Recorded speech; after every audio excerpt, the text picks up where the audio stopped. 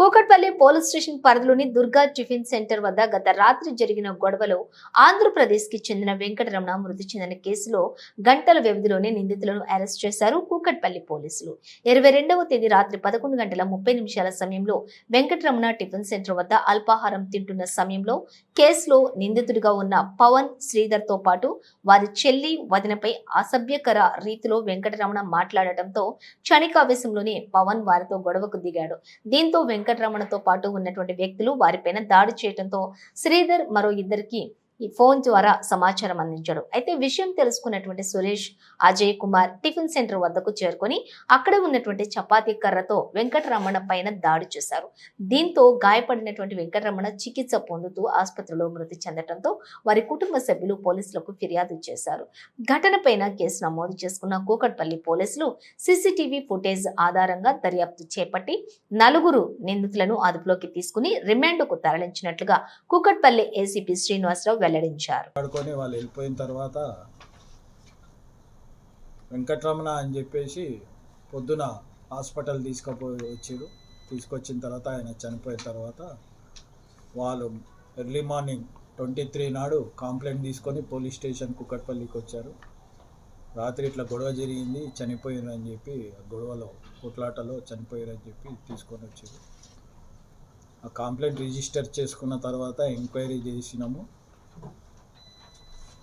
ఆ ఎంక్వైరీలో సీసీటీవీ ఫుటేజ్లో చూడగా అక్కడ A1 పవన్ సిస్టరు వాళ్ళ వదిన కలిసి టిఫిన్ చేస్తున్నారు. అక్కడ ఆ టిఫిన్ చేసే భాగంలో వెంకటరమణ మరి ఇద్దరు వచ్చి వాళ్ళు టీ తాగుతున్నారు. వైన్స్ దగ్గరికి వెళ్ళి వచ్చి టీ తాగుతూ ఈ ఆడవాళ్ళని చూసి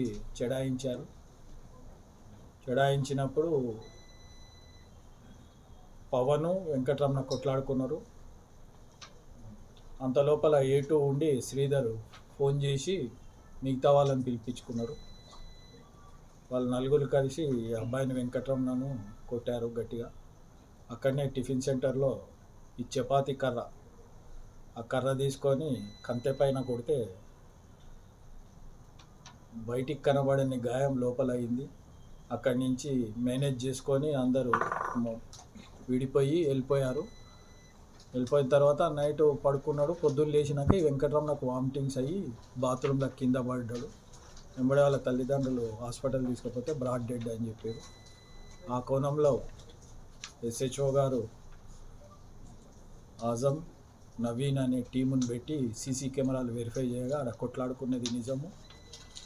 ఆడ జరిగిన విషయాన్ని తెలుసుకొని ఈ అక్యూజులను ఐడెంటిఫై చేసి ఈ నలుగురిని కస్టడీలోకి తీసుకొని ఈరోజు రిమాండ్ చేయడం అయింది.